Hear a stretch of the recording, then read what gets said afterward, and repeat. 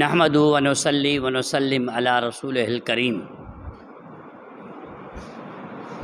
तकबीरात जो सिलसिलो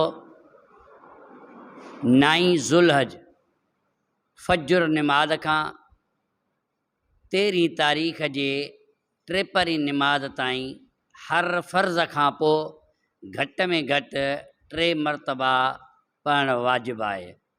अल्लाहु अकबर ला इलाहा इल्लल्लाह वल्लाहु अकबर वलिल्लाहिल हम्द। जॾहिं ज़ुल्ह शरीफ़ जो महीनो ॾिठो वञे, उन ज़ुल्ह शरीफ़ जी 9 फज्र निमाज़ खां उन तकबीरात जो सिलसिलो शुरू थींदो। 13 तारीख़ टेपरी निमाज़ ते इन जी आख़िरी तकबीर लॻंदी। अल्लाहु अकबर ला इलाहा इल्लल्लाह वल्लाहु अकबर वलिल्लाहिल हम्द।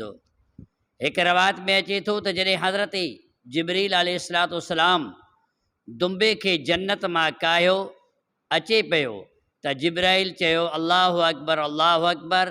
त जिब्रील अलैहिस्सलाम जी सदा ते जॾहिं जिब्रील अलैहिस्सलाम इहे अल्फाज़ फरमाया त हज़रत इब्राहिम ख़लीलुल्लाह फरमायो ला इलाहा इल्लल्लाह वल्लाहु अकबर।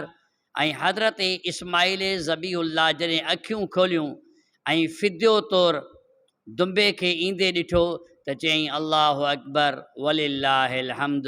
ख़ुदा खे इहे कलमात पसंदि अची विया ऐं अय्याम तशरीफ़ में फ़र्ज़ निमाज़ खां पोइ उन कलमात जो पढ़णु वाजिबु थियो, जेके तकबीरूं 9 ज़ुल्हज जे फज्र निमाज़ खां 13 ज़ुल्हज जे टेपरी निमाज़ ताईं घटि में घटि 3 मरतबा पढ़णु वाजिबु आहे।